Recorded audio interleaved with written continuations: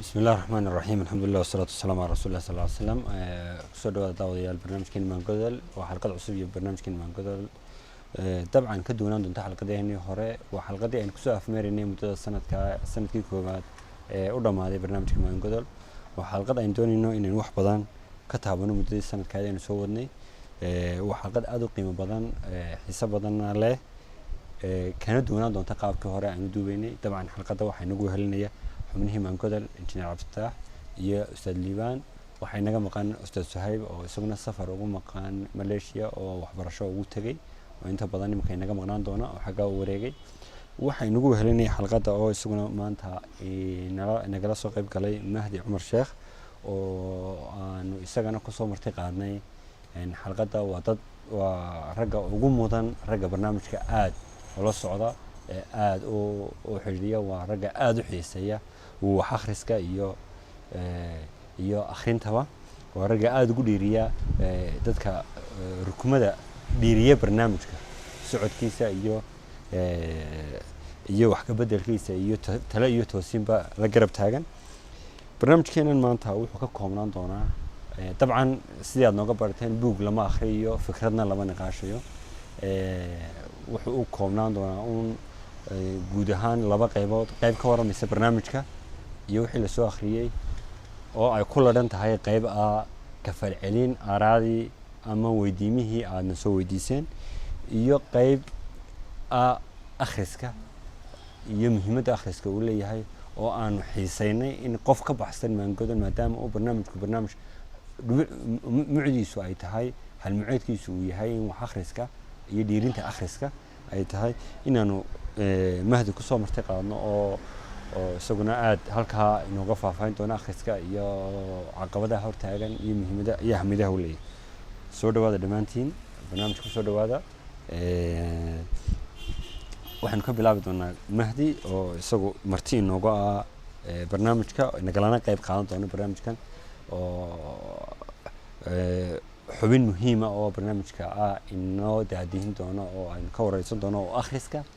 iyo muhiimadda uu leeyahay Mahdi horta ku soo dhawo marka hore soo dhawo barnaamijka waad mahadsantahay Ridwaan horta akhris markaynu nidhaahno maxaynu wax u akhrinaa waa maxay akhrisku ama akhriska waxa la akhriyay iyo ahmiyadda uu leeyahay waa maxay bismillaahir rahmaanir rahiim intaanan su'aasha jawaabteeda gelin waxaan jecelahay inaan u mahad celiyo kooxdan Maangodol waxaan ka mid ahay dadiyowga aad ula socda aad baan u dhageystaa aad baan u daawadaa runtii waxaad soo kordhiseen wax ay bulshada u baahnayd wax inaga maqnaa wax aad loo jeclaystay markaa waxaan jecelahay dhalinyartiina isxil qaadantay ee ku tala gashay inay wacyiga bulshada kor u qaado horta inaan ka mahad celiyo ayaan jecelahay intaa kasta kow haddii aan ka jawaabo su-aashaada waa maxay akhrisku ama muhiimadda uu leeyahay akhrisku maxay tahay su-aasha labaan u kala qaadayaayo wax akhriska marka la leeyahay midi waa wax akhris aasaasiya ama basic ah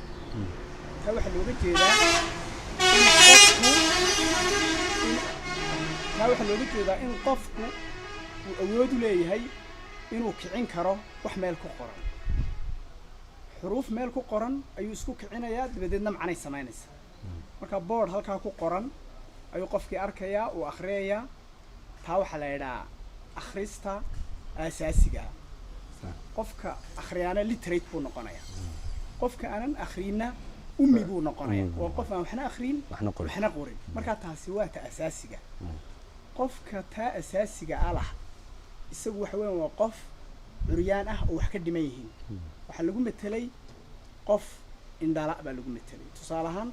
haddii uu qofkii waddo soo maro oo ay ku qoran tahay boardkeeda waddadan hamarin miina ayaa kaaga qarxaysay oo qofkii intuu boardkii arko uu akhri kari waayo dhaafo ay ku qaraxdo waxa weeyaan waxay ka dhigan tahay qof indhala oo meesha saa daraadeed akhrintaas waa akhrinta asaasiga iyada taa adduunka oo dhan baa ka shaqeeya ummaduhuna way wada ogyihiin dhib inay tahayna waa la ogyahay taa maaha markaa xalqadeenna maanta ay ku saabsantahay doona inaan dadweynaheenna u bayaamiyo taan doonayaa waxa weeyaan waa akhrista sare waxaa looga jeedaa waxaa dhici karta qofku inuu wax akhri karayo oo buug akhri karayo kitaab akhri karayo laakiin una jeclayn inuu wax akhriyaba taan markaa digri gelinayna ahmiyaddeeda ka hadlayna waxa weeyaan waa akhrista noocaasa akhrista noocaasi qofka iyo bulshadaba faa'iidooyin waaweyn ba u leedahay haddii aan idhaahdo maxay faa'iido leedahay waxaa ka mid ah innagoo kale maadaama aan ummad muslima nahay waajib bay nagu tahay waa amar ilaahay aw ina amray inaan wax akhrino suuraddii ugu horreysay qur-aanka soo degtay waxay ahayd iqra bismi rabbika alladii khalaq marka nebiga wixii u horreeyey ilaa amray waxay ahayd inuu wax akhriyo saa daraaddeed culimmadu waxay kala soo baxeen in ummaddeennani aan nahay ummatu iqra ummaddii wax akhriyaysa marka waa amar diiniya waa ahmiyadda koowaad ay noo leedahay ahmiyadda labaad ee akhristu leedahay waxa weeye caqliga qofka ayay korisaa ku kobciya caqligu waxa weeyaan xubin kasta oo ka mida jirka bini'aadanku waxay u baahan tahay in la koriyo caqliguna waa mashiinka qofka bini'aadankaa wada aqoonta iyo wax akhristuna waxay korisaa maskaxdaas waa sababta labaad ay muhiim noogu tahay akhristu ta saddexaad waxa weeye akhrintu ama inaad wax akhridaay waxay cimrigaagii ku daraysaa cimrigaagii bay dheeraanaysaa haddii aad 60 jir tahay ama cimriga ummaddu 60 70 intuu doono ha noqdo laakiin qofka wax akhriyaa wuxuu noqonaya karaa 1000 sano ka hor wixii dhacay buu akhri karaa dabadeedna markuu taariikhda akhriyo iyo waayaha 1000 sano ka hor qof wuxuu noqonayaa la noolaa casriga dabadeedna cimrigiisii maalintii uu dhashay maalmo ka horreeyay ayuu akhriyay ogaanaya marka waa muhiimad kale oo ay faa'iido ay leedahay waxyaabaha kale la wada ogyahay waxaa ka mid ah akhrisku dee wixii noo kordhinaya macluumaad cusub baa kuu soo kordhaya waxaanad harow aqoonin ayaad ogaanaysaa oo nolosha ka mida oo maxaan idhaahdeen adduunyada ka mida oo aakhirada ka mida waxyaabaha kale ee akhrista faa'iidadeeda waxaa ka mid a waxa la yidhaahdo self improvement ama qofkii inuu naftiisa horumariyo naftaadu meel bay joogtaa akhlaaqdaadu meel bay joogtaa edabtaadu meel bay joogtaa dulqaadkaagu meel buu joogaa waxa weeyaan inaad horumariso naftaada ayaad rabtaa saa daraaddeed akhristu waa waxyaabaha kobciya maskaxda iyo garaadka iyo naftaba kordhiya waxaa kaloo ka mid a wuxuu kuu kordhinayaa wax akhrista badani inaad buug badan akhrido ama kutub badan akhrido waxay kuu kordhinaysaa inaad khibrad hesho oo khaladaadkii ummadihii hore ama dadkii hore ku dhaceen ama qayrkaa ku dhacay adoo aad ka leexato markaasaa daraaddeed waa khibrad waayo aragnimo aanad adu u joogin laakiin nin u joogay baa kuu soo koobay buuggiisii baad akhriday waad ka faa'iidaysatay way badan tahay laakiin waxaan ku soo koobi karnaa akhrintu imaginationka ama maskaxdaadu waxyaabaha ay tasawuranayso ayay ballaadhisaa waxyaaba aanad ka fikiri karin ayaad ka fikiraysaa oo aad arkaysaa humaagaagii maskaxdaada ayaa koraya marka waxyaabo aanad awal dadka kale arkayn baad u arkaysaa waxaad arkaysaa dadka masaakiinta ah ee dhibka haystaad dareemaysaa waxaad arkaysaa dhibaatooyin bulshada haysta oo dadka kale arkayn ayaad dareemaysaa marka imaginationkaagii ayaa koraya ugu dambeyn waxaan odhan lahaa noloshaadoo dhanba iyo shaqadaadaba haddaad shaqo ka shaqaysana akhrinta badani dee way ku dalacsiinaysaa oo meel saraad ka gaadhaysaa xirfadaadii iyo shaqadii aad ku jirtay noloshaadana markaa dee kor baad u dalacaysaa oo bulshadii kor baad uga kacaysaa marka dee waa wax muhiima in ummaddu ay wax akhrido qofkuna uu wax akhriyo marka waa muhiim wax akhriyo aad baad u faahfaahisay oo dee kolley 7 qodob 8 qodob oo muhiima oo dhinac baad ka eegtay muhiimadda ahmiyadda ay leedahay wax akhrisku waa taa aad sheegto oo garaad aanad adigu lahayn oo qof kale uu lahaa ayuu aad si fudud uu kugu soo gudbiyo oo ka faa'iidaysatay haddaba qiimaha intaa leeg buu wax akhrisku leeyahay maxaa habboon inuu qofkii akhriyo wax kasta oo la qoraa ma habboon in la akhriyo mise meelaha qaar baa muhiima horta qofku inuu wax ka akhriyo oo aynu tilmaami karnaa waa su-aal muhiima waxa weyn macluumaadka adduunyada yaalla aad buu fara badan yahay صح qofka bini'aadankiina uma suurto galayso inuu macluumaadkii dee wada akhriyo saa daraaddeed dee waxay noqonaysaa in meelo gaara xoogga la saaro صح oo ay dadku akhriyaan marka meelaha in la akhriyo ay tahay waxaa ka mid ah kow ummadaada iyo diinteeda iyo dhaqankeeda waa inaad baratid marka kow علومta diiniga number 1 waa inaad barato waxa weeyaan quraankii tafsiirkii xadiiskii fiqhigii usul fiqhigii علومtii diiniga ahayd waa inaad barato maadaama aad muslim tahay taas waa waxa koowaad inaad akhrisatay tahay waxyaabaha labaad ee inaad akhrisatay tahay waxa weeyaan wixii shaqadaada kordhinaya ama xiriir la leh waxa jira qof kasta oo iminka adduunka ku nool waxba ka shaqeynaya waxa uu ka shaqeeyay laakiin intaasoo kutub oo caawinaysa ayaa la qoray marka qofka waxa fiican ama ahaw macallin ama injineer ahaw ama dhakhtar ahaw ama ahaw maxaan idhaahdaane kuug ahaw ama waxa doontaba ahaw صح wax kasta oo aad ka shaqeyso buug baa loo qoray ku saabsan sidaa daraaddeed waxaa waajiba inuu qofku akhriyo wixii uu ka shaqeynayo waxyaabaha kale ee qofku inuu akhriyo waxa ka mid ah علومta maskaxda korinaysa ama logical la yiraahdo ama mantiqa la yiraahdo waxyaabaha qofka ka fikirsiinaya ee maskaxdiisu su'aal isweydiinayo ee maxaan idhaahdaanay isaga caawinaya kobaca garaadka sameynaya صح waa inuu waxaan akhriyo waxyaabaha kale oo akhriyo waxa ka mid ah waxa la yiraahdaa personal development ama waxa qofka shakhsiyadiisa kobcinaya ama korinaya maxaa ka mid ah buugta ku baraysa samirka sida mashaakilka loo xaliyo ku baraysa maxaan idhaahdaanay sida maaragtay adkaysi qofka bini'aadankii uu u yeesho dabeecadahan faa kala duwan oo la shaqeeyo dad kala duwan sidoo ugu dul qaadan karo oo la shaqeyn karo waxyaabaha caynkaas ee personal development-ka ee qofka adkaysigiisa xoojinaya waxyaabahana qofku inuu akhriyo wax aad u muhiimsan waxa kaloo ka mid ah buugta bulshada cilmiga bulshada xiriirka la leh kuwaana waa inuu akhriyo taariikhda kala ka mid ah taariikhda ahmiyad weyn bay u leedahay qofka bini'aadanka si uu khaladaadkii ummadihii hore iyo dadkii hore iyo shakhsiyaadkii hore ay sameeyeen uga leexdo waxyaabaha ay ku guuleysteenna si uu sameeyo waa in taariikhda la akhriyo waxa kaloo ka mid ah sociology-ga ama bulshooyinku say u nool yihiin iyo qaabka u dhaqmaan xiriirka ka dhexeeya bulshooyinka xiriirka ka dhexeeya iyo waxyaabaha dhaqanada ku saabsan waxaana bini'aadanku way fiican tahay in fikir ka haysto ugu dambeynna waxaan ku soo koobi lahaa waxyaabaha kale ee qisaska iyo farshaxanimada ah waxaana waa inuu akhriyo waxyaabahaasi waxay qofka ka caawinayaan inuu shucuurtiisa ama dareenkiisa ama qalbigiisu ballaadho oo uu maaragtay agoonka u naxo oo uu maaragtay masaakiinta u naxo oo uu dadka maaragtay qofka xabsiga ku jira u naxo oo uu yacni bulshada mashaakilka dadka haysata una qofku halkuu bulshada kaga jiruun isla cajabinay waxay buugta noofaladuna ku siinayaan fursad ah inaad naxariistaadu badato oo aad qof ballaadan dareenada ku xeeran bulshooyinka marka waxyaabahaas kutubta diiniga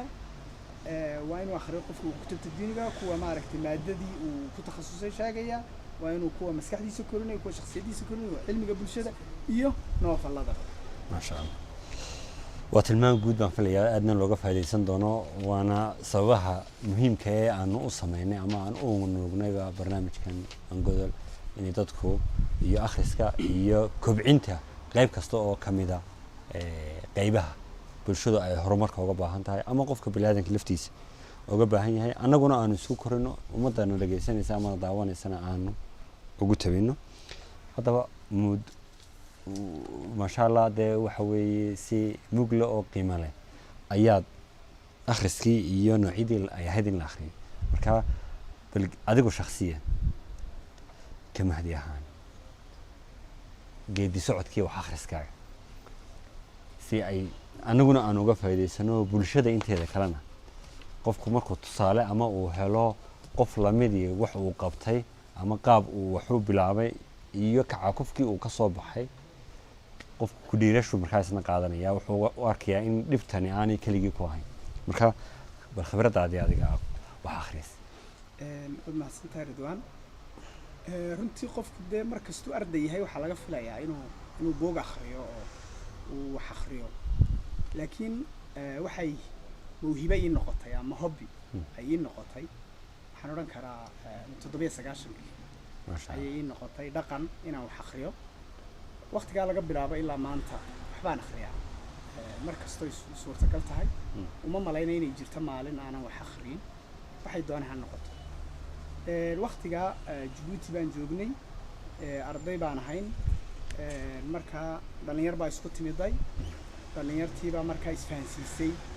muhiimadda ay wax akhrisashadu leedahay dad waxaan ahayn thaqaafa carabiya wada leh markaa macadyada islaamiga iyo madrasadaha ku xidhan saa daraaddeed waxay noqotay in kutub nin kastaa soo iibsado midna la isku wareejiyo ninba ninka kala siiyo ka qaato markii dambana maktabad ay kooxdu wada aasaasto buugtaasoo markaa la daraaseeyo oo la soo celiyo oo la naaqisho oo qofku dib u sharaxo oo su'aalo laga weydiiyo oo maaragtay marka kalena qof kale haddana buuggii qaato buugtiisaa la isku weeriyo oo maktabadoo kale aakhirka kusoo biyo shubatay runtii waqtigaasaa aan kusoo biiray akhrinta rasmiga ay joogtada waxaana dareemay intaa wixii ka dambeeyey in akhristu qayb noloshayda ka mida ay tahay balwadoo kale noqoto ma joojin karo si xaraarada ay qabanaysa marka dabadeedna camuud baan ku biiray sanadkii 2000 camuud jaamacadda camuudna waxay lahayd maktabad aad u weyn subxaanallah marka maktabadaas kutub nooc kasta ayaa taalay afaf badan af carabiya iyo ingiriisiba ku qoran marka halkaana fursad kale waxaan helay buug jaban oo bilaash ku qaadanayso marka taasina fursad bay ahayd inta wixii ka dambeeyayna waxaan u gudbay inaan dhalinyarta wacyi geliyo oo aan muhiimadda tacliinta waxbarashada iyo wax akhrisku inuu tacliintooda kabayo aan maaragtay ku dhiirigeliyo maasha Allah Somaliland imika wada arkaysaa horumar badan baa naadiye badan oo wax akhris ayaa ka hirgalay marka wacyigii imika alxamdulillah uu koray marka intaasay ahayd intaasan kusoo koobi karaa wacyigeygii waxbarasho iyo wax akhris waa muddo ku dhow 19 sano inta muddada wax akhriyeysay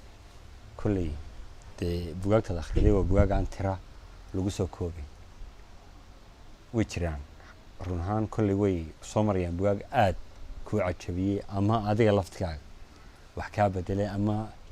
geedo socodka noloshaada wax ku soo kordhiyay ma jiraan buugaag aad ku talin lahayd ma jiraan buugaag aad adiga wax ka bedelay oo aad saameyn tu gaar ama tu aragti ama tu isbedel nololeedba ku saadaaliyay way jiraan horta waa run oo buug badan baad akhriyaysaa buugtaasina dhinacyo fara badan bay xiriir la leeyihiin marka qaar waxay xiriir la leeyihiin takhasuska marka qofkii waxa lagula talinuun takhasus kaale baa lagula talin inuu buuga akhriyo way qofka kale way ku adkaanaysaa muhiim uma laakiin haddaan ka soo qaato kuwa qof kastaaba akhrisan karo qof kastaaba uu heli karo wuxuu doonay ha ka shaqeeyo qofkaas inoo dhexeeya dadka oo dhan aan aad uga helay waxaa ka mid ah buug la yidhaha 1984 nin waxaa qoray la yidhaahdo George Orwell marka buuggaasi wuxuu ka sheekaynayaa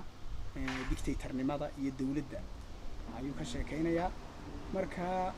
haddii buuggaas waxa uu ku qoray aad akhrido oo aad barbar dhigto taariikhdana aad barbar dhigto wadamada ay ka jireen dictatorada ama ay soo mareen waxaad arki doontaa in aad isku waafaqeen marka ninka buugga akhriya wuxuu sawir dhaba ka qaadanayaa xukun dictatornimo nooca uu weegyahay uu ka qaadanaya marka buuggaas waan ku talin lahaa waxa kaloo jira buug la yidhaha ama waa silsilad buugaaga waxa la yidhaha alcabaraat marka alcabaraat Mustafa Lutfi Manfaluudi nin la yidhaha oo kaatib Masri ayaa qoray waa buug fara badan oo isku xidhan laakiin ninka qoraaga iyo buugtiisu waxay muhiim ku yihiin wuxuu aad ula tacaadufaa bini'aadanka iyo dhibaatooyinka ay ku jiraan marka luqadda uu ku qorayna waa luqad maasha Allah ninka ku akhriya uu aad u raaxaysanayo fikradda ay gudbinaysa ana waa fikrad bini aadantinimo marka waa buug muhiima in la akhriyo صح waxaa ka mid ah buug kale oo la yidhaa ardu nifaaq nin yuusuf subaaci la yidhaa oo wada garanaysaan oo masri ayaa isna qoray isna wuxuu ka sheekaynayaa fadiilada waxyaabaha wanaagsan ay tahay bini aadanku inay ku dhaqmaan iyo sida ay u dhaqmayaan bini aadanku imika inay aad u kala duwan tahay marka wuxuu dadka ku dhiirigelinayaa war sidan loo nool yahay sidii saxdii maahine sidii saxdii ha lagu soo noqdo buug aad luqadda uu ku qoran yahay iyo fikirku gudbinayaba aad looga heli doono buugta kale ee runtii cajibiyaani waxaa ka mid ah aragtidayda sidii aan wuxuu arki jiray aad wax iiga bedelay buug la yidhaha the outlayers ninka Malcolm Gladwell baa la yidhaha ninka qoray berigii hore waqtigaa wixii ka horreeyay waxaan akhrisan jiray buugtan la yidhaha personal developmentka buugta personal development waxay ka hadlaan war dadaal wax kasta waad qabsan kartaa war dadaal wax kasta waad noqon kartaa war dadaal wax kasta waad keeni kartaa buuggani wuxuu kuwaa kaga duwan yahay wuxuu leeyahay dadka dadaalo oo dhan meel isku mida ma gaadhaan waxaa kala duwaya deegaanka ay ku nool yihiin waddanka aad ku nooshahay baa kugu duwi kara familiga aad ka timid baa ku duwi kara bulshada aad la nooshahay qaab nololeedkeeda ku mida dhaqaalihii macnaha qofku keligii waxba meel ma gaadhe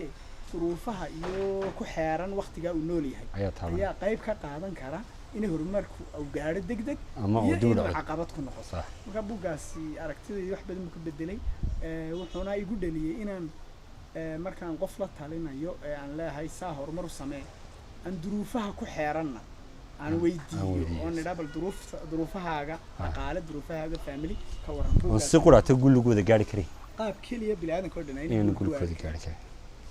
buugta kale ee muhiimka waxaa ka mid ah de waa buugta classic ee weligeed baa la akhriyo waxaa ka mid ah buug la yidhaha kaliila wadimna buug wuxuu ahaa afaf badan lagu turjumay waqtigii cabaasiyiinta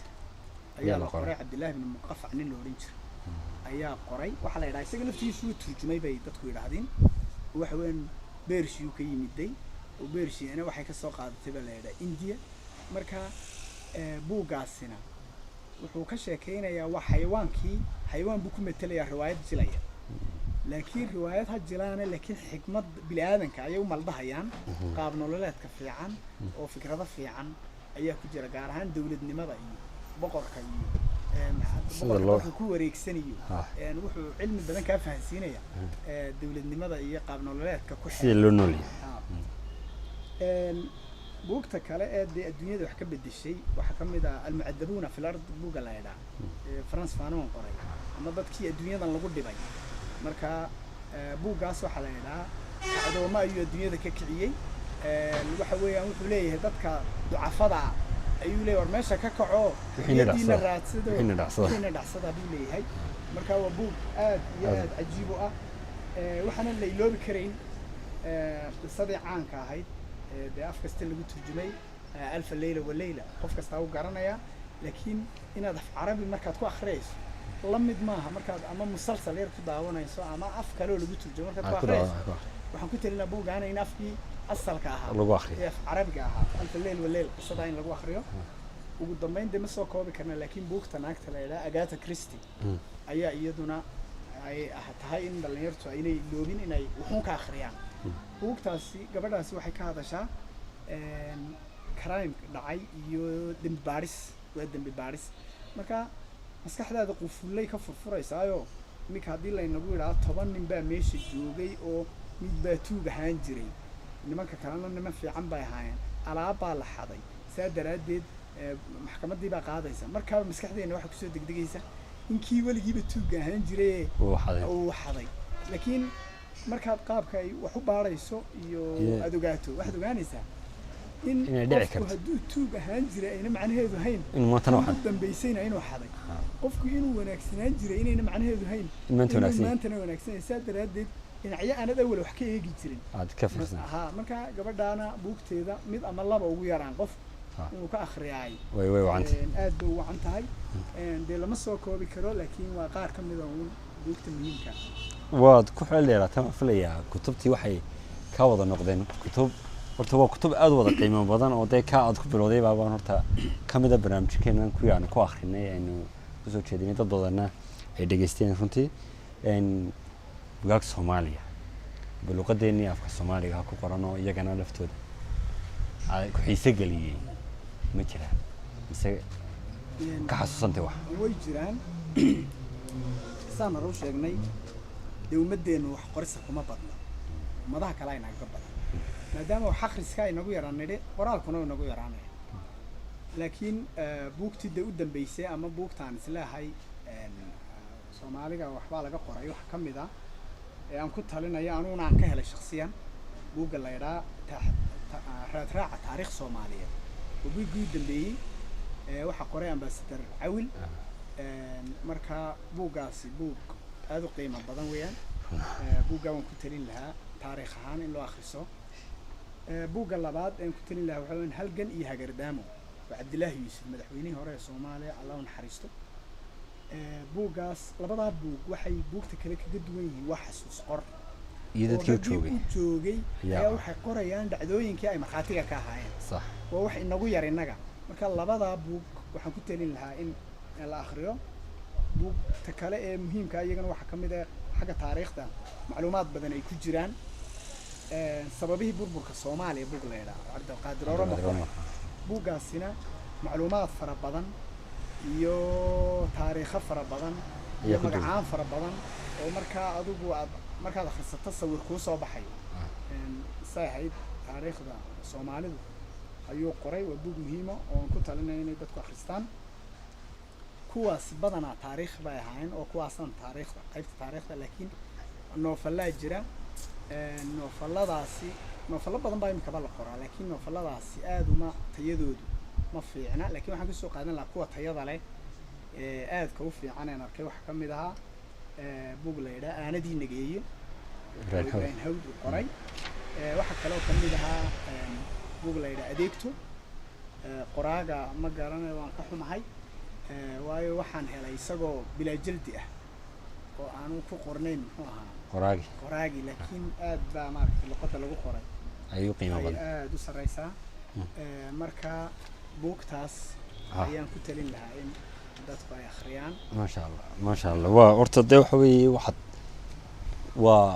waa kayd 19 sano oo la baarayo laguna soo koobi karo su-aal iyo jawaab laakiin waa intii ugu mudnayd ee aad xasuustaada imka ay soo qabatay guud ahaan sidaad sheegtayba way nagu yaryihiin qoraagu akhriskuna wuu nagu yaryahay mar hadduu akhrisku yaraado qoraaguna waa xidhiidh wada socdo oo u yaraanayaan intii soomaaliga luqadda soomaaliga qoraalkeeda la dejiyeyna dee waa muddo iska kooban oo aan waqti sii dheerba aan ahayn marka loo eego luqadaha kale caalamka qofka soomaaliga haddaba akhris bilaabaya caqabado badan baa ka hor imanaya bal caqabadaha qofka soomaaliga ee doonaya xiisihii wax akhrisnahayo maxaad ka xusi lahayd mid iyo laba waxaa ka mid ah qofka ummaddeena ka mid ee doonaya inuu wax akhristo caqabadaha ka hor imanaya waxaa ka mid ah horta inaynay jirin maktabado caama public library meel uu tego oo buug kasta uu ka helayo oo uu wax ka qori karo ama wax ka akhrisan karo ama ka amaahan karo horta buug oo public libraries ma jiraan lambar labo waxaa kaloona jirin meel buugta lagu iibiyo oo buugta ka iibsadaana way yar tahay lambar saddex waxaa yar iyadana buugu iibsadaaba way yar tahay oo uu xiisayn karo qofku waa inuu helo buug aad u fara badan oo kala duwan si uu markaa u kala doortaasina way adag tahay xagga qiimaha laftigeeda waxa weeyaan waa qaalib inagu yahay buugtu oo waxa weeyaan dee buuggiibaa $10 ama $20 la siinaya marka qofka ardayga ah qofka dhalinyarta ah kuma dhiiranayo laakiin hadduu ahaan lahaa buuggu $1 ama $1 ahaan lahaa dee waxa weeyaan waa la iibsan lahaa marka oo waxyaabaha keena in maaragtay qofkii uu ka niyad jabo waxaa kaloo ka mid ahaa caqabadaha waxaa ka mid ah dhaqan wax akhris oo bulshadeenu ayna lahayn waayo qofkani xataa hadduu isku dayo inuu wax akhriyo ama isagu wax isku akhriyo asxaabtiisii kale la socotay baa ka niyad jabinaysa odhanaysa buugun baad sidataa wuxuun baad akhriyaysaa waxaanay naga daayo aan sheekaysan oo sheekada xiisanay dhaqankii wax akhriskuna unji inagu yari laakiin hadduu jiri lahaa wala isdhiiri gelin lahaa ninba ninka kale saaxiibkii abuu ku talin lahaa inuu wax akhriyo buugtaa la isweydaarsan lahaa si fudud baa buug loo heli lahaa marka caqabada runtii aad u fara badan ayaa maaragtay ku xeeran qofka inuu wax akhriyo rabo laakiin alxamdulilah haddana waa la jebin karaayo iminka dee internetkan iyo maxaan idhahdaanay technologygan cusub iyo smartphoneskani waxay fudaydinayaan inuu qofkii si fudud oo buug fiican u heli karo oo qiimo jaban ku iibsan karo ama bilaashba ku heli karo marka fursad bay dhalinyartu haysataa ay internetka iyo smartphoneka iyo ay maaragtay buug ayna si kale ku heli kareen ay ku heli karaan marka waxaan kula talin lahaa inay ka faa'iideystaan fursadda maanta taal inaan berihii hore jiri jirin maasha Allah runtii iyo waraysigeena waxaan filayaa kolley xalqadan dee waxaad kusoo korisay qayb cusub oo ah fikrad ah in wax akhriska iyo xoojinteeda oo dabcan taynu wada fadhinaa barnaamijkan Maangodol waa barnaamij wax akhriska dhiirigeliya inta akhriska jecel ururiya ciise geliya dhiirigeliya isna wax badan ka faa'iideysta tala ahaan iyo khibradaada muddada 19 sano na soo dhalsaneen maxaad kula talinahay barnaamijkii maanta aynu fadhino sanadkiisii koowaad oo aynu xidhayno marka koowaad ilaahay baa mahadle mar labaadna dee dhalinyartiina waan dhiirigelinayaa waana ku ammaanayaa dadaalka aad samayseen talada laakiin ugu muhiimsan waxa weeyaan dhaqankeenna inay ku jirto ma garanayo laakiin dadku haray u niyad jabaan iminka inagu sanad baad wadeen waa waqti fiican oo waad dadaasheen laakiin inaanad niyad jabin waad sii wadaan waxa weeyaan mar waxa ku niyad jabin karaa dee dhaqaalaha barnaamijka ku wadaan baa niyad jabin karaa mar waxay niyad jabin karaa bulshada laftigeedu haddii ay ka fal celin weydo waxaani aad maaragtay soo jeediseen niyad jab bay nagu beeri kartaa mar kale waxaa niyad jab nagu beeri karaa dadka shaqada dee waxa weeye dhalinyar baa tihiin inaad iminka shaqooyinkiinii baad ku mashquulsan tihiin marka inay noloshu dee fogeysaa laga yaabaayo aad shaqadaada ku mashquulsho marka inaad taana waxaan odhan lahaa ballaad waqti waqtiga gaara siisaan toddobaadkii maalin ha noqoto ama bishii maalin ha noqoto laakiin aanad ka hadhin oo aad muddo dheer u adkaysataan ood u samirtaan dee ilaahayna wuu ni garab galayaa ummadduna kolley way ogaanaysaa waayo waxaad qayb ka tihiin wacyigelinta bulshadiina waxaad qayb ka tihiin in ummaddani halka maanta ay taagan tahay ay kor uga kacdo waxaad qayb ka tihiin in waqtiyo aada u dambeeya la ogaan doono in hadal aad inigu tidhaahdeen ama wacyigelin maanta aad bixiseen ay anfacdo 20 sano kadib dhalinyar joogta markaasaa daraaddeed waan inigu dhiirigelinayaa inaad sii wadaan aad iyo aad baad u mahadsan tahay Mahdi Cumar Sheekh oo barnaamijka intii ugu muhiimsanayd iyo mucdiisiiba inoo taabtay iyo akhriska iyo ahmiyadda uu barnaamijkan u jiro iyo qiimaha barnaamijkan loo sameeyay waxaasoo inamadaasoo dhan ay u wadeen muddada aan u soo wadnayba ay tahay akhriska qiimaha leh ee uu inoo soo sheegay insha Allah aynu rajaynayno muddada uu isagoo soo akhriyay iyo muddo ka badanba inuu inala joogi doono dhiirigelintiisa iyo taladiisa iyo tusaalihiisana aynu mar kastaba maanka ku hayn doono waxaanu soo jeesanayaa dhinacan liibaan waxaynu soo duubnay muddo sanada ayaynu barnaamij bila ah soo saaraynay dabcan barnaamijku uu ka horeeyo barnaamijku muddo wax akhrisku ka horeeyay laakiin duubidda unbaa muddada sanadka ka koobnay bal intii aynu barnaamijka jeedinay kutubtii aynu akhrinay intii u muhiimsanayd iyo waxyaabihii ay ku saabsanaayeen bal si kooban inagu soo koob bismillaahir rahmaanir rahiim aad u mahadsantahay dadwan runtii muddinu soo wadnay ayaan keenan muddo sanada maanta xalqadii 12 laakiin sida horeba aad u sheegtay waxa qalsku iyo groupkinu soo yimaaday iyo barnaamijkeena bilaha intan waa ka horeeyay runtii muddada sanadka aan guga ku siman kutub badan baynu akhrinay kutubta haddii aan magacyadoodii iyo waxyaabaha ku saabsanayeen soo koobo xalqadii ugu horeysay waxaynu dooranay ahayd kitaabu qoray qoraha reer Morocco ee caanka ah Dr. Maxamed Cabdi Jabri ilaahay naxariista janno ha siiyo 2010 uu geeriyooday kitaabka waxaa la oran jiray qadaaya fi fikr al-mu'asir runtii wuxuu ka hadlayay aragtiyooyin cusub oo fikirka bulshada ku soo kordhay aragtiyaha ilaa 6-7 aragtiyood bay ahayd oo kitaabkan uu isugu geeyay wuxuu ka hadlay kale falsafada akhlaaqda ku jirtay dimuqraadiyadda ayuu iyadana fasal uu kaga hadlay wuxuu kaga hadlay globalization ka amba waxaan loo yaqaano wuxuu kaga hadlay wuxuu ku niqaashay amba ku lafaguray aragtidii amba theory-gii ninkii Mareykanka ahaa caanka ahaa ee Samuel Huntington ahayd hirdanka xadaaradaha ayuu aad ugu dhaliilay buugga oo ku sheegay inay hirdanka xadaaradaha uu professorka jaamacadda Harvard macalinka ka ahaa uu sheegay una ahayn wax xaqiiqadii amba reality-gii aan uga jirin ee looga jeedo un sidii loo sii adkeyn lahaa loo sii xoojin lahaa loo sii socodsiin lahaa awoodan amba reer galbeedka caalamka uu ku leeyahay runtii kitaab aad u qiimo badan buu ahaa inkastoo kutubta maxamed caabdi jaabiriba ay aad u qiimo badan tahay oo mashruuc fikri caana uu leeyahay kitaabkii labaad aynu akhrinay wuxuu ahaa kitaab sheekheeni ilaahay oo naxariista maxamed al-Ghazali uu qoray al-Islam wal-istibdad al-siyasi kitaabkaasi waxa weeye kitaab aad u qiimo badan oo qofka aan akhrina aan kula talin lahay bal maruun akhriyo waayo waxaan aaminsanahay inta nooshahay haddana kitaabka akhrin wax badan baad ka dhiman kitaabka iyo weliba dee kutubta isaga la nooca sida kitaabkii cabdiraxmaan kawaakib ah qabaa'il istibdaad wasaar al-istibdaadkii iyo kitaabkii ataaqi دكتور كان كاي إمام عبد الفتاح محمود إمام كتاب كاشخ غزالي فكجه اللي ديكتاتورشيب يوكلي تلسكا iyo inayna diinta islaamka asal iyo raatoona una kula hayn dhaqan kaasi oo dhaqan diinta amba dhaqanka ummadda islaamka soo galay uu yahay oo dhammaan axaadiista iyo aayaadka iyo siyarkii saxaabada iyo habdhaqankii nebi iyo khulafadiisa ay ka soo horjeedeen ummadda islaamkana ummad xurriyad iyo wada dhaqan iyo shuura iyo maamul wadaag iyo maamul isku wareejin ay geeda ay tahay laakiin 14 qarni musiibada ku soo habsatay ummadii inay tahay musiibada ugu weyn ay tahay kaliya taasnimo iyo xukaan ilaahay iyo shacabka toona aan ka baqanayn ilaahay ummadan uu ku saliday sheekhu kitaabku wuxuu ku qoray kiyo jeelka ku jira waliba kiyo inaan yar uu qoray kitaabka waa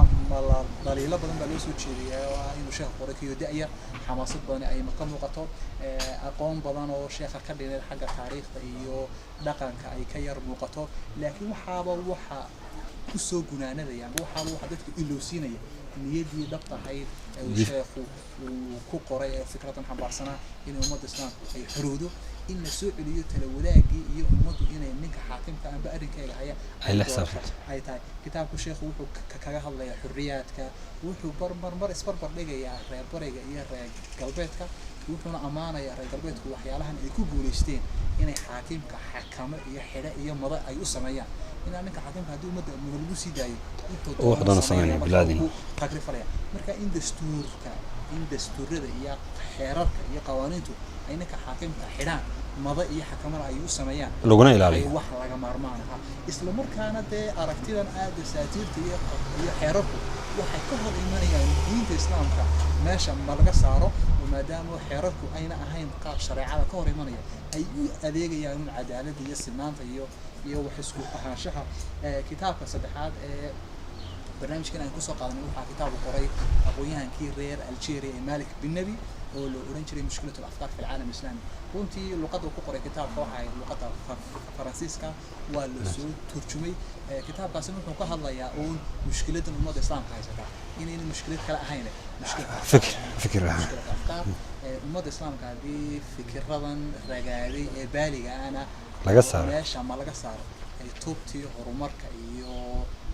ay cagta saarayso kitaabka waxyaalo badan buu ku niqaashaya oo ay ka mid tahay afkaarta in focus iyo awoodda la saaro fikirka aan lagu mashquulin tawaabic ashkhaasta waxa oraahyo badan buu kitaabka ku soo qaadanaya uu oranayaa bulshada dib u dhacsan bulshada dibka u dhacsan kama faqri aha macdanta amba resources kale laakiin bulshada waxa ka dhiga faqri amba sabool waxa ka dhiga bulsho fikirka ka saboolka ay tahay dhammaan umurihii waaweynaa ee muujisada lahaa ee adduunkan amba globalkan ka dhacay waxa ka dambeeyay fikir baa ka dambeeyay aragti baa ka dambeysay aqoon baa ka dambeysay haddii mushkiladda ummadda islaamka ay xallisanaa dhammaan mashaakilka kale ay daashayna way xallismayaan kitaab baa inoo afreeyay oo ahaa kitaabkii mahadiimka sheegay 1994 amba Big Brother loo yaqaano oo qoray Eric Arthur amba George Orwell waa magac sheekeed laakiin magaca dhabta qoraha maaha magaca dhabta qoraha waa Eric Arthur kitaabka qoruhu kaga hadlayaa isla sidii uunbu waa sheeko faneed wuxuu kaga hadlayaa dhibta ummadda u geysanayo dictatorship wuxuu ku soo qaadayaa nin hogaamiye dictatorship oo shacabkiisii gumaystay oo si xun ula dhaqmay oo shacabkii xorriyadiisii iyo noloshiisii wanaagsanaa waayay sheeko faneed haddaad akhrido oo qisada ku jirta aad ku dabaqdo wadan islaama amba wadan caalamka ka mid ah oo nin dictatorship haysta the same scenario ku soo baxaya waa isla sheekadii waa isla qofkii waa isla habdhaqanadii guuga ku soo qaadaya waxa ka mid ah amba dhibaatooyinku qofka kaliya talihii leeyahay in xataa aad ka sheekayso ubadkaaga in xataa aad ka sheekayso maxaaskaaga oo leedahay bilay dhig u shaqaysa rejiimka ay tahay ama ka wargeeya inagu maynaan noolayne qofka Soomaaliga talskiisa aad baro kala soo noola waa dareemi karaa dhibaatooyinkii ummadda u geystay kitaabkaas ay noo afreeyay kitaabta aynu soo akhrinay waxaynu dhex gelin jirnay aba marmar aynu dhex gelinaa fikir inaynu naqaashno amba xalqado aynu gurfin jirnaa jirtay arrin fikriya arrinta fikriga lafteeda dhowr kitaab u gudbigaha amba dhowr kitaab ay isku wada ahaayeen waxa jirtay bari aynu ka naqaashnay doorka aqoonyahanka amba aqoonyahanka roolka mujtamaca ku leeyahay amba bulshadiisa kaalinta uu ku leeyahay waa kaalin nooc maxaa aqoonyahanka ka dhigay aqoonyahanka Soomaalida amba aqoonyahanka Islaamka qaar aan mujtamacooga aan hogaamin amba fadhida xalqadaas oo kale waxay ahayd markii xalqadii ugu daawashada badnaa bay ahayd xalqadaas oo kale kutub badan baa jirtay oo arrinkan aqoonyahanka ka hadlaya kitaabkii Edward Said baa kamid ah thaqafka uu ka hadlay kitaab kale oo cali shariicatu qorayo isla thaqafka iyo doorkiisa ka hadlaya jiray xalqad kale oo sideedaad waxaynu ku niqaashnay amba toddobaadkan ka wada inaga iyaga markaa waxaynu uga jeednay man filayaa fiidiyoogii uu ku jiraa meesheena inagu waxaynu ka hadlay ummad islaam ahaan inagu isku barbardhigaynay ummadaha kale planet-kan inagano maxaa inaga qaldan maxaa ummadahan ay isku sida aynu wada noolahay ee weliba inaga aynu kaga duwanahay aynu haysano diin inagu dhiirigelinaysa horumarka inagu dhiirigelinaysa wax qabsashada inagu dhiirigelinaysa dadaalka inagu dhiirigelinaysa aqoonta iyo kartida maxaa inaga dhigay ummad fadhida oo ummadihii kale oo dhan kadib dhacday maxaa inaga dhigay ummadihii kale ay gumaystaan maxaa degalkeena iyo gobolkeena ka dhigay gobol ay ku hirdamayaan qowdihii caalamku oo arrintaas aynu ku niqaashanay oo isugu biyo shubanaysa waa mushkilad aqooneed waa mushkilad akhris la'aan ummadii islaam ahdiba sheegayay ilaahay ku soo dejiyay ummad iqra oo maanta aan akhriyin waxa statistics-ka hadda eegto wadan yar oo Israel ama Spain baa ka badan barigan dhaxoo ka dhan intay wada akhriyaan ama intay kutub ay soo turjumaan marka waa problem inteeda leeg mujtamaceena Soomaaliga ana taariikhda amba xisaabaadka amba statistics-ka kulba jiraba isagu waa arrin runtii muruga leh kitaab baa jiray isna دكتور كان موريتانيا محمد مختار الشنقيطي وقري وكذا الله الخلافات السياسية بين الصحابة كتاب كقفة سين قرباء النصوص شغني عرفتني تايتل كيس عم بعنوان كيس آخر يقول كمودة إن سويات في خلافات كسياسية عم بيستقبل سياسية سياسية الصحابة الأحمرين عم بتجعل الذي وش كاني لكن هو اسمه كتاب وو ترجع لي إنه هجو النقطة هجي يتلمامه النقطة قفة بعدها تاريخية ووحو كتاب ku sheegay dictorku 22 qaacido amba 22 formulo oo uu talagalay qof kasta oo arrintan doonaya inuu wax ka akhriyo amba qof kasta oo arrintan doonaya inuu wax ka qoro inuu raaco sidoo ilaalay cadaaladda saxaabada kitaabkan wuxuu ku sheegaya qaacidaha in la kala saaro waxyiga iyo taariikhda inaga problemka ummadda haysata iminka waxa isaga keen dhex qaldamay waxyigii quraanka iyo sunniha iyo sooyaalkii taariikheed culimadii islaamka dadkii ummadan jiray in la kala saaro waxyiga taariikhda waa arrin muhiim ah in aan laga dhigin waxyigii taariikh si dad badan oo ku dooda in diinta islaamka ma laga toba ay ku doodaan in dad badan oo islaamiin ay ku doodaan wax kastoo taariikhi waa waxyi. la mid yahay amba manzilo iyo boos wuxuu la mid yahay waxyigii quraanka iyo sunnadii in meesha iyadana ma laga saaro kitaabku badanaa wuxuu u noqonayaa amba sida uu doctorku ugu talagalay buddig fiqhiga siyaasiga fiqhiga siyaasiga islaamkuna waa meesha ugu liidata aan waxba lagu qorin ama wixii laga qoray aan inay soo gaarin baa wixii laga qoro badan ayna ina soo gaarin duruufo badan oo siyaasadeed baa ka qayba oo turaaf badan baa la baabiyey kutub badan baa meesha ka baxday caburin badan baa jirtay cabsasho badan iyo waxaas jiray marka doctorku waa dadka u qaatay qalinka inuu fiqhiga islaam oo wax ka qoro siyaas u sameeyo bal inay u noqotoba barbilow ummadan hayaankeegan ay ugu socoto raadinta ay ugu jirto horumarka iyo in godkan dheere ay ku dhacay baldib ay uga soo baxdo kitaab baa jiray isna ka hadlayay istishraaq amba orientalism oo Edward Said uu qoray kitaabkaas oo kale wuxuu ka hadlayaa wuxuu la fagurayaa sheeko suugaaneedka reer galbeedka qoreen amba dhammaan nutuujkii reer galbeedka falaasifadoodu ay qoreen ay kaga hadlayeen amba ay ku sawirayeen qofka reer bariga waa qof noocma wuxuu kitaabkan Edward Said ku sheegayaa in falaasifo badan oo sida Karl Marx oo kale oo dad badan oo xorriyad u dagaalanay ay u aaminsan yihiin inuu yahay aabaha xorriyad u dagaalanka dadka laga awood badan yahay amba dadka la dhibo laga xooga badan yahay oo isaga laftiisa hadaad fikirkiisa akhrido aad ka soo helayso waxyaalo sheegaya inuu u ololeynayay in dadkan reer bariga amba Afrikaanka Argentinka la gumaysto oo quwadaha reer Yurub ay gumaystaan meel buu ku soo qaadanaya hadaladiisa oo dadkan waa dad ismatali kara maahe waa dad inagu aynu matalna ay tahay inay inagu aynu fikirno inagu aynu talino inagu aynu meel dayno halkay tagayaan marka kitaabkan Edward Said wuxuu ku fikira wuxuu ku la faguraya aragtida falaasifada amba mustashriqiintii reer galbeedku ay kala hayeen caalamkan islaamka amba ummadahan soo koraya ummadda islaamkana ay ka mid tahay runtii doctorkaasi si fiican buu arrinkaa u lafa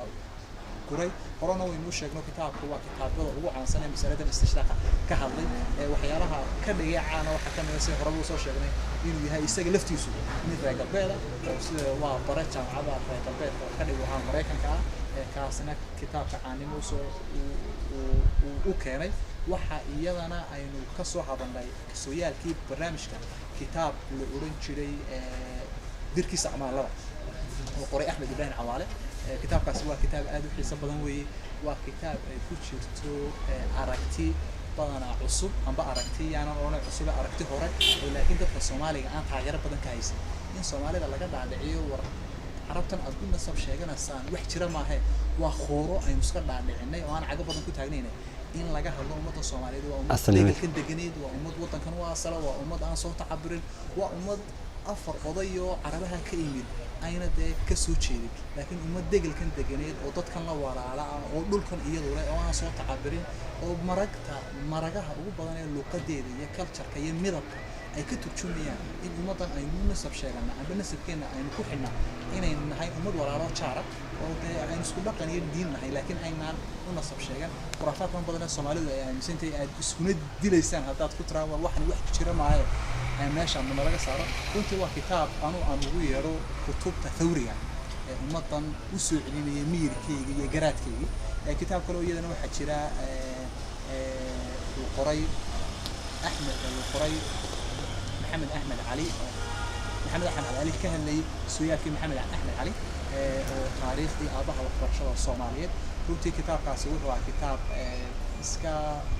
تاريخ دي محمد أحمد علي هل بيجي وصور قريين ومدن الصومالية وأقوم كان عصري قام كباهي واحد شيء إنتاسي هذا سوق هو حوي حلقته أم بكتبتي أي نطوبني لكن سنة هربوا وشيء تيم كوحدو هري وحول آخر سنة جرتي هري كتب سكولة ولا جرتي كتبها هري عن طوبني أي نصاع آخرين وحكمل كتاب الإسلام بين الشرق والغرب وقرأ على عزت توجوفيتش ومن فيلسوف كان من حوين هري كوسف أنا وحكلو جريسنا كتاب لون الوعي بذات وحقرين مفكر سوريا برهام غليون لا إله وهجامياش معارض هذا جرا جامعة سيربون بوها يستان قيبتا diraasaadka bariga waxa kale oo isna aynu soo akhrinahay kitaab maxamed caabdi jaari oo qoray oo al-casabiyya wad-dawla uu kullu fagurayay fiirigii aabaha ilmujtimaaca ibn khaldun oo ahayd oo kitaabka wuxuuba uga dhigayba waxay ahaydba thesis-kiisa jaamacadda amba doctorate ayuu ku fagurayay kitaabka wuxuu kaga hadlayaa waxyaalaha u saamaxa reeraha inay dawladda yaqleelaan amba wuxuu diraasanaya dhaqankii reeraha carabta ee dawladnimada waqooyiga Yurub runtii intaasaan jecelahay inaan ku soo gunaanido kutubta badan aynu akhrinay waxaan jeclaan lahaa dadkii aynu duubnayna bal inay isku dayaan bal inay hal iyo laba iyo haddayna wada akhriyin inay isku dayaan bal inay akhriyaan hadafka guud ee aan barnaamijkana aanu ka lahayn waxa weeye inagu inaynu soo khulaasayno khulaasadii akhriskeena aynu soo gudbinana ummadan Soomaaliyeed in daawanaysa maadaama Soomaalihan aynu ku caanahay inagu dad dhagmaara oo aan badanaa xiiseeya inay sheekada iyo maxaa la yiri maanta maxaa jira iyo bal ay u noqoto bal ilin dadka loogu hagi karo bal kitaabka iyo inay isbartaan inay iyaga kitaabka ay noqdaan saxiix runtii intaasaan ku soo gabagabayn lahaa aadna wadi mahadsantahay waad mahadsantahay liban hayaan dheer oo muddo sanad duubida iyo muddo sanad ku siman oo ka horeysayba ayaad daqiiqada ku soo koobtay oo bugaag aad u mucweynaayo waxaan filayaa daawadayaashu ay aad u arkeen muddada ugu yara kaan duubnay oo 45 daqiiqo 30 daqiiqo 50 ay gaarayeen ayaad midkiiba wax ka yar daqiiqad aad ku soo koobtay soo koobiduna ay ahayd inaynu sheegno magacyadii iyo nuucdii u muhiimsanaa xambaarsanayeen hal iyo laba wixii aanu ka gaarnay barnaamijku waa taa sheegto barnaamijku wax akhriso dhiirigelinta wax akhriska iyo qofkii in loo soo koobo fikirkii buuggii uu akhri lahaa oo saacado ama maalmo ku qaadan lahaa in muddo kooban loo soo koobo dabcan barnaamijka inaga unba afarteenan liibaan iyo aniga iyo cabdifataax iyo suhayb unba daadiyaal u ahayd dad badan oo akhriska xiiseeyana way jireen iyo dad badan oo wax badan oo muhiim ah ku jireen ama macluumaad ama fikir ama aragti waynaga furnay barnaamijka qaybtii martida maangadol oo aynu ku soo marti qaadnay dad aynu islaahayn aynu ku tuhmaynay fikir qiimo badan dabcan soo gudbiyay fikir mucle bal hal ya laba iyagana inooga yartaabo barnaamijku saa ridwaan oo aad u sheegto qayb kale uu leeyahay qaybtaa waxaa la yiraahdaa martida maangadol waxaynu ugu talagalnay bal in aynu ku marti qaadno dadkaynu isleenahay waxa doorkii bulshada dadka aynu isleenahay fikir bay xabaarsan yihiin dadka aynu isleenahay fikirkooda bulshada way ka faa'iideysan karaysaa in aynu marti qaadno aynu wareysano aynu kala hadalnaba arrimahan badana ay u dhaqdhaqaaqaan xalqadaha martida maangadol dhowr qof baynu ku marti qaadnay waxaa ka mid ah professor Cabdisalaan Yaasiin oo ka hadlayay isna qaadka iyo dhibaatadu leeyahay waxaa ka mid ahaa Dr. Maxamed Cabdi Daawud oo isna xalqada aynu ku marti qaadnay ka hadlayay dhibaatada qabiilka iyo qabyaaladu leedahay qabiilka yaana oo qabyaaladu leedahay ay ku leedahay bulshada Soomaaliyeed oo aad dhibta ugu weynee amba caqabada ugu weynee bulshada Soomaaliyeed ka hortaagan horumarka iyo dawladnimada iyo wadajirka iyo wax isu ahaanta in ay qabyaaladu iyo reernimadu iyo sidan qaldan ee qabiilka aynu aaminsanay Soomaalihan waxa isna marti inoo noqday Sheekh Maxamed Xiiray oo isna ka hadlayay sunnatul ikhtilaaf amba kala duwanaanshaha fikir oo Soomaali haddaynu nahay kalaradu waa inuu madow cadaan ma naqaano kalarada madow iyo cadaanka u dhaxeeya amba qofku waa qof la saaxiib oo kula fikiro alwaa socotaan oo xagga fikirka tol aad ka tihiin ama qofkaas oo horjeedo aad tihiin marka bal in bulshada lagu faafiyo dhaqankan war inagoo aynaan isku fikir ahayn aynaan hadana col ahayn inagoo aynu kala fikir doonay aynu wada noolaan karnaa inagoo fikirde kala duwan aaminsan aynu wax wadaagi karnaa aynu wax wada samaysan karnaa aynu wada noolaan karnaa waana runtii dhaqan diinta islaamku ay dhiirigelinayso weeye waa runtii dhaqan ay diinta islaamku ay ku taagan tahay nabigeena calayhi salaatu wasalaam markii quraysh uu la hadlayay kiyo nabigii oo diintiisida ayuu lahaa waniyo waxaan aan wadaa amba idinku baa qaladaday amba anu baa qaldan yani heer wuxuu soo gaaray dhexdhexaadnimo diintan aan wadaa marmar xataa siduu iyagii uga dhaadhiciyo warandho wixiina nu baa qalad oo baatila amba waxaygana baa baatila dibadda waxaynu sida soo gaari doonaa uun xaqi iyo wixii saxda ah marka in dhaqankan ikhtilaafka ayuu sheekhu ka hadlayay in bulshada ummadda bulshada Soomaaliyeed lagu faafiyo si loo yagleelo bulsho nabdoon oo haddii aan la helin nabad fikir badana xasilooni siyaasadeed lama helo markaasi bulshadan lagu faafiyo wada noolaanshaha xagga fikir xalqad kale waxaan ku martiqaanay Sacad Muuse Cumar oo isna ka hadlayay psychology-ga amba cilmi nafsiga oo cilmi imika deegaankeena Soomaalida ku cusub oo baahi badan loo qabo runtii xalqadana waxaan ku barfaynay baahida ay mujtamaca Soomaaliga amba Soomaaliland ahaan deegaankeena u qabo aqoonta in la soo waarido la keeno maadaama dad badan oo dhimirka ka xanuunsanaya amba la il daran dhibaatooyin si fudud loo xallin kara ay dad kale oo xanuunadoodii amba dhibaatooyin si siyaadinay loo geenaya amba fara aan u munaasib gelaya marka barnaamijkaasina waa barnaamijkeena kale lama taana ah oo ay iskarab socdaan inkastoo aynay isku xalaqaad ahayn waxaan jeclaystay inaan ku daro daawadayaashana maanta aan u sheego bahda maangodol maaha inteenan duubto waxaa jira dhalinyar badan oo bahda maangodol ka tirsan oo laakiin nasiib darro aan inagala soo muuqan shaashadan oo laakiin inagala qayb gala kutubta doorashadooda inagala qayb gala dhisidda fikirka inagala qayb gala dhisidda fikirka oo qayb mudan oo qayb runtii la xaalada ka ah barnaamijka oo duruufo gaaro iyagu leeyihiin aynu u saamaxayn inay barnaamijkeena inagala soo muuqdaan waad mahadsantahay liibaan muddo aada u dheer yaan odhanay dee ku dheer qof kutub iyo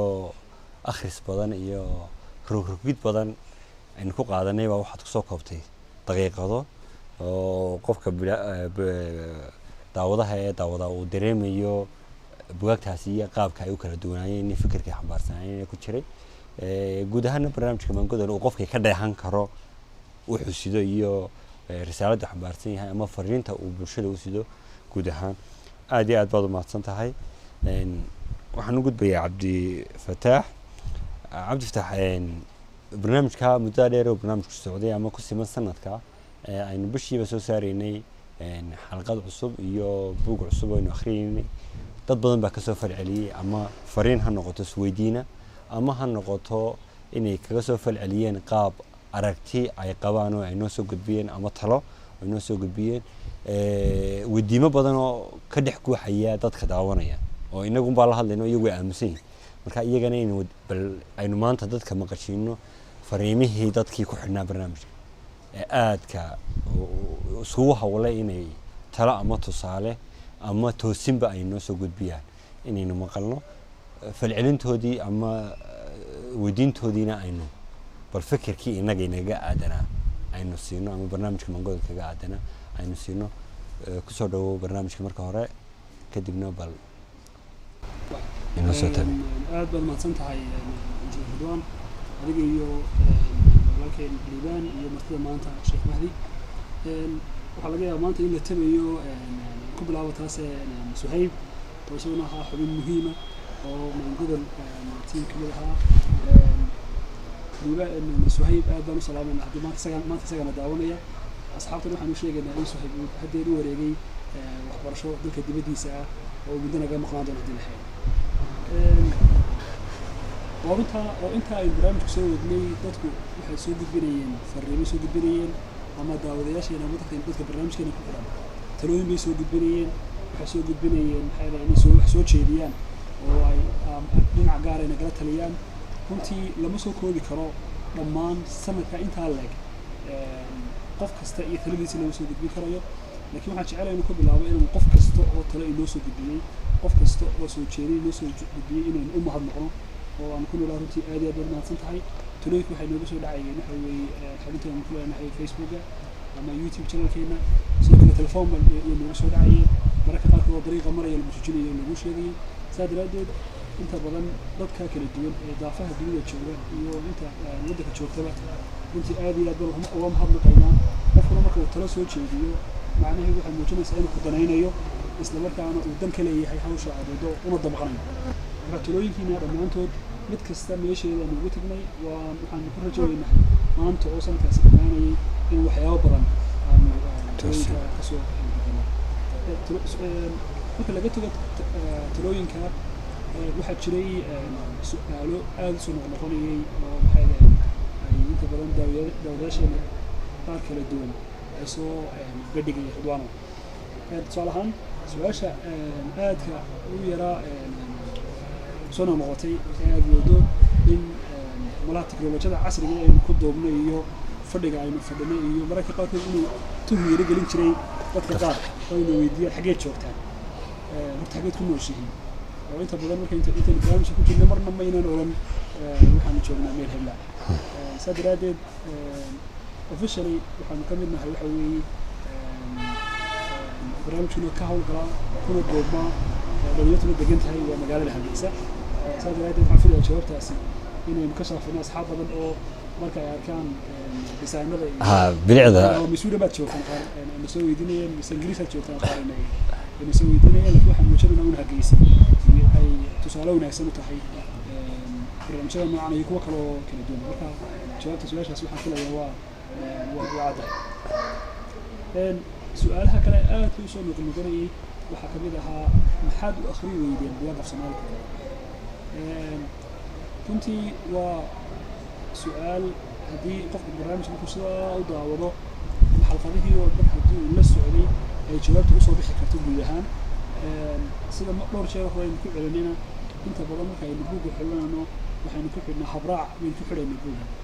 luqaduna may ahayn condition koobaad ama shardiga koobaad aynu ku dooranaynay ama ku xulinay buugga waxa ugu muhiimsan aynu ku xulinayno waxay ahayd fikradda uu xambaarsan yahay marka fikradda xambaarsan yahay haddii aad fikraddii ku heshaan af Soomaali ahlan wasahlan dad carabi ku heshaan ahlan wasahlan dad English ku heshaan ahlan wasahlan haddii iyagoo la soo kala minguuriye heshaan waa fiican marka runtii waxyaabaha keenay in aanu dhinaca camalaha u badano fikradda aan rabnay in aanu akhrisano ayaa waxay u badnayd ama idinla wadaagno ayaa waxay u badnayd wax hadafka guud ee loo daba fikradda ahayd ma ahayn luqadda buugga uu ku qoray iyo wuxuu soo gudbinayo ee bulshada uu soo gudbinayo marka fikradda iyo nuuciga iyo waxtarka marka dambe ay u yeelan karto naf ahaan bulsho ahaanba ay u leedahay marka laga tago luqadda laga tago waxyaabaha maxay leeyihiin aadka u soo noqonaya laakiin wado kaftanayna ku jiro ayaa waxa ahayd waqtigan yaa idin maal gelinayo runtii waa su-aal qof kasta oo la weydiiyana si fudud looga jawaabayay inta aad aragtaan ee kamarada ka soo baxday mooyaane maalgelin kale oo ka baxsan oo maangoda show helaan ma jirto waa mutadawacnimo intaa kamarada aad ka aragtaan ay iyagu intay isku tagaan ay kusoo saaraan markaa daawashada barnaamijkaas inuu sida ugu wanaagsan ee walaaluhu oo kala daafaha dunida dalkaba joogaba ay ku gaarsiiyaan fikradda ay xiisaynayeen inay kula wadaagaan waayo haddaan bulshadeedu aanay dhamaysan dareenka mutadawacnimo oo aan tusaale imika anagu qaybun ka nahay meesha ay muhiimsanayno ma gaarino way jiraan imikaba dabcan in barnaamijka noocan oo kale markaan dhalinyar badan u sharaxnay in iyaga laftoodu ay sabaabuleen barnaamijyo maalintaanu bilaabanay sanadii waxoogaa ka hor YouTube channelka ama barnaamijyada nooca kusoo baxa waxay wada jiraan oo yahay inta la eego magaalada maanta markaan u sharaxnay fikraddan inayna maalgelin u baahnayn inayna cid ay u baahan tahay keliya inta isku tagtaan dhalinyartu ay waxa weeye la yimaadaan hal abuurkii la yimaadaan isla markaana ay si mutadawacnimo ah ay wax ugu geystaan gacan ugu geystaan barnaamijka inay samaystaan barnaamijyo kala duwan maanta waad arkaysaa marka way barnaamijyo aad u kala duwan oo taabanaya baahiyii bulshadeena oo isla fikraddii ku dhisan inay aad ugu soo bateen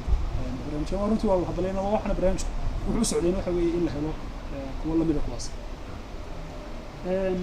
haddii aynu aadmoodo aynu su-aashaas oo su-aalada kale kasoo dhex baxayeen ayaa waxay ahayd warmii kutubta aad akrideen waxaad moodaa inay dhan u wada badan yihiin waa nin wixii dhaweyd sheegayo fikradda ayaa ka muhiimsanayd luqadda waxaad moodaa kutubta inta badan ee meesha aan akrinay 8 kamid ugu yaraan waxay ka hadlayeen ama ay taabanayeen in wax ka bedesho qaab fikirka ummadda si kala duwan u dhigo waxay taabanaysaa fikirka iyo muhiimadiisa iyo sababaha kala duwan ee bulsho kobceeda uga qayb qaadan kara marka injineer Ridwaano طبعا waxaad moodaa markii aynu discussionka ku jirnay ama aynu xulashada buugaagta ku jirnay waxaynu ka eegaynay bulshadeena sidee wax loo gaarsiin karaa haddii aan marka hore kobcad isku mid laga gaarin qaab fikir isku mid loo fikiraynin isla markaa aan la gaarin marxalad qofku uu fikiri karo si xor ah haddii qofka aanu fikirkiisa u xor ahayn wuxuu ku jirayaa xayndaab iyo quful uu waxyaabaha kale ee noloshiisa taabanayo dhan dhinac isaga xidhay laakiin marka qofka fikirkiisu ballaaran yahay ufukkiisu ballaaran yahay isla marka wuxuu awood u yahay inuu qaadan karo humaagyo kala duwan oo maskaxdiisa maskaxdiisa u sawirayso oo saas sheegayso humaagyo kala duwan saasoo kale fikrado kala duwan oo marka hore uu dhinac ka taagnaa in dhinac kale ka istaagi karo dabeedna u fududiso wada noolaanshihii ay fududiso qaabfahankii ay fududiso inuu qofku meeshan taagay hore uga socon karo ay fududiso xataa qofku inuu garan karo dhaliilihiisa garan karo inta badan marka qaab fikirku uu yahay xiran yahay xataa qofku dhaliilaha bulshadiisa dhex yaalla meel kale u dira ama waxaaba kale u saameeya laakiin marka uu marxalad gaadho wuxuu toos u taaban karayaa dhaliilaha bulshadiisa dhex taagan iyo siyaabaha looga bixi karayo waa wax xor aan qofna dhinac u dhexaysan karin fariimaha kale ee ugu badan ee soo noqonayay waxay ahaayeen fariimo runtii aan aad ugala shaqeynay dhalinyarta barnaamijka gacanta ku haysa waxay u badnaayeen kuwo xagga codka oo kalaa waxaa ku jiray kuwo maxay xagga inta uu soconayo durationka uu soconayo barnaamijku taasoo aad soo noqotay weliba wala lahaa warba 10 daqiiqo ka dhigtaan ama 20 daqiiqo ka dhigtaan sanadka xalqadihii dhammaayay dhammaantoodna 30 ilaa 40 minute ayay u dhexeeyeen muhiimadda ugu badan ee aan saa u sameynayna waxaa la naqashayaa ma aha waa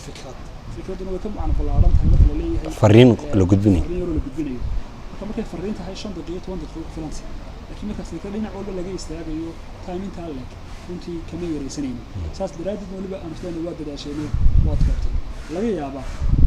qaybta sanadka dambe haddii ilaahay iyo maangoolka cusub inaanu dhinac u dhigno fikradaasi qaabka ugu wanaagsan ee timekaas loo manage karin karo mustaqbalka iyadoo aan marnaba wax la yeelaynin fikraddii iyo waxay xambaarsanayd marka laga tago fariimaha iyo fikradaha kala duwan runtii waxaan jecelahay munaasabadan maanta inaan uga mahadnaqo maadaama aynu joogno runtii gabagabadii sanad howleed runtii lahaa dadaalkiisii culayskiisa lahaa dhalinyar fara badan oo maangoda show usoo hibeysay buugaa kala duwan waxaa runtii xusi karayaa muxuu ahaa xawaale axmed oo isaguna sacuudiga bugaag wanaagsan ooga keenay waxaan xasuustaa walaasheen hiba kaahin oo iyadna bugaag noo soo hibeysay waxaa cusub mudan xarunta namaa markas namaa oo suuqa ku yaala isaguna oo la 100 kitaab oo noo soo adeegay oo ka madax yahay nasir bitrofi oo in ingiriis ka dhigay PhD ka wada maxamed xamraawi oo isaguna naftiisu inka la yiraahdo buwaag nala soo wadaagay dhammaan lama kala duwan waan haysanaa waxaa talo qorshuhu mustaqbalka inaan buwaagtaasi isku keeno meel dadweynuhu ay u heli karaan fursad inay ku akhristaan oo marka ay noo soo kordhaan isla markaana aanu helno chance lagu wadaagi karo dhammaan kutubtii intaa hore laakiin waxay ku dhex wareegaysay maangodol iyo inta hawsha wada sidoo kale waxaa maanta halkan uga mahadnaqayaa oo mudan inaan mahadnaqo laba kooxood kooxa weeye waa kooxda barnaamijka duubistiisa iyo habeentiisa isku hawshay intaana muujinaysa xilkasnimo iyo waxa weeye maxaa iyo dhabradeeg waa qolyaha Izone Production waa team waxa weeye ay ka go'an tahay inay shaqadoodii xirfadooda maxay wanaajiyaan runtiina barnaamijka waxyaabaha wanaajiyay ka mid ahay ka dhigay wadayna Yurub lagu dawo saas kale laga dhigo iyagana rajayno wada shaqaynteeda inuu sii socoto dadaalkeeduna inuu sii socdo kawaadir fara badan oo marka ay kamarada xagga dambe ka fadhido imika halkan iyaga muuqataa jira laakiin idinku aydan arkaynin laakiin magaca Izone ay dhammaan idin ku jiraan oo la socon kartaa waxaan jecelahay ugu dambeyn sidoo kale xarumaha aan ku doobno inta badan maaha meel rasmi oo leeyahay maangoda leeyahay waxaan mar walba marti u nahay oo aan wada shaqayn ka leenahay xarumahan walba meesha aan sugaa ugu wanaagsan tahay si guud horeeladii iyo goobihii aan ku doobnay dhammaantoodna iyagana waan uga mahadnaqaya oo markasta loogadooda iyo astaantooda kusoo bixi jirtay xalqad walba iyo meesha aan waxay ku duubnay waxaan rajaynayaa sanad kale iyo sanado kale haddii la helo aynu sii wada socon doono dhammaan wixii fariimihiina iyo wixii kale anagana nagu cusub waxaan idinku soo gudbin doonaa bartayda Facebook oo dabcan halkan idinka muuqata barta Facebook sidoo kale waxaad kala socon kartaan channelkan ku leenahay YouTube-ka oo isaguna halkaa iminka idinka muuqda labadaaba waxaad ka heli kartaan waxa weeye si rasmiya ama si joogto ah wixii nagu cusub iyo guud ahaan idinkuna wixii farriimadeysaan waa noogu soo gudbin kartaan waxaan rajaynaynaa in sanad kale iyo sanado kale hadii lahayba aynu wada socon doono waxaan ku celinaya mikrofoonka injineer Ridwaan maangodol wuxuu idiin soo gudbinayaa waa fikirka maangodol waa tadawuca iyo wuxuu hormood u yahay dhalinyar isxilqaantay oo isu xilqaantay hawl bulshadeenu ay lahayd oo ka wada dhineed oo gaab bulshadeena ku jiray iyo qabyo ay bulshadeenu lahayd in la buuxiyo in laga qayb qaato qaabkii loo buuxin lahaa in xalka keenida mushkiladaha jira ee bulshadeena aynu ka wada dheregsannahay inaad adigoo dhalinyaro ka qayb qaadato waa qayb ka mid ah qaab dhalinyartu ay ugu soo gudbin karaan barnaamijka maangodol wuxuu ka hormood ka yahay bulshada in loo soo gudbiyo dhaliilaha jira oo ayna ka maqnayn xalkiina in la baado goobo oo lagala qayb galo bulshada qaabkiiba loo heli lahaa xalka fariimaha fadhi ku dirarka inta badan iyo golayaasha doodaha adag ay ka dhacaan inta badan ee bulshada ama dhalinyarta xoogii ay la fadhido inay intay dhalinyartu fadhiga ka kacaan qof waliba bulshadiisa halkii ku habbooneyd uu fariin uga gudbin lahaa ama san barnaamijkan maangodol oo kale inuu sameeyo ama qoraal uu ku gudbiyo ama tu shakhsiyaba inuu sameeyo waa waxyaabuhu aad u dhiirigelinayo waa waxyaabuhu u aasaasan yahay ama u unkan yahay in ay dhalinyartu ka qayb noqoto xalka mushkiladaha bulshada haysata iyadaa cududii ah oo waxaa la yidhahdaa dhalinyartu waa bar ka mida dadka maanta jooga waana dhammaan mustaqbalkii beri soo socday oo dhan dhalinyarta ah marka maanta inaad ka qayb qaadato mushkilada dhib haysata bulshada oo aad arkayso oo aqoonteeda leedahay oo aad kartideeda leedahay inaanad cidna uga habran inaanad cidna ku dhaleelin inaanad cidna u hakin inaanad cidna la sugin inaad qofka ay sugaysa mushkiladu inaad adiga tahay inaad adigu dhiirigelinteeda yeelato inaad xalkeedii iyo doonida xalkii inaad ka qayb noqoto qaabkaad ugu soo gudbinaysaa qaab bulshadu ay aqbali karto qofkii isagoo halkiisa jooga ay ugu tagayso fariintaadu wacyigelintaadu ay gaadhayso ugu muhiima taa waxaan ku yar noqon lahaa qodobka barnaamijkeenu doorkan sanadkan uu xooga saariyay fikirka waxaan doonaynaa in la abuuro bulsho ka xora fikirka bulsho xoriyad fikir oo ballaadhan oo sal ballaadhan oo qiimaheedii leh inay haysato waa sidii uu liba sheegay ahayd ilaahay wuxuu leeyahay subxaanahu watacaala wa innaa aw iyaakum markuu rasuulka hadlayay yacni idinka ama annaga calaa hudan aw fi dalaalin mubin ama idinkaa hanuun ku sugan ama dee annagaa ku sugan ama idinkaa baadi ku sugan ama midkeenun baa delunsan midkeenun baa nasaxsan yacni eeg waa muxaayidnimada fikir ah in qofku fikirkaad aduu taagan tahay inaanu mar walba sax ahayn inaanad qofka kale mar walba kaaga sax uga dhigin inaanad fikirka aad u dagaalamaysa aanu noqon oo inaad wax difaacayso laakiin inaad xaqa iyo wax wanaagsan aad raadinayso inuu yahay kala duwanaanshaha inaanu dhiirigelino inaanu bulsho xayndaab qabiil xayndaab siyaasadeed xayndaab dhaqan xayndaab gobol ka xora oo ka aragti dheer mushkiladda imika taagan waxay ahayd qalad soo dhacay 20 sano ka hor khaladka maanta dhacayaana waa khalad soo bixi doona 20 sano ama mustaqbalka dambe ee ay bulshada noolaan doonto ku soo bixi doona marka inaynu maanta qaladka dhacay inaynu xalino inaynu khaladkii dhacay dhibaatadiisa maanta aynu haysta inaynu ka cabaadno maaha inaynu ka soo socda hambayno caanada tay dabadood la qabay inaynu ka dhigno ayaa ubuucda barnaamijku uu yahay ama maangodol uu yahay qaabka aynu wax ku bedelaynaana inaad fikirkaaga ballaadhiso oo wax akhrido sidii uu mahdi sheegayay inaad maskaxdaada koriso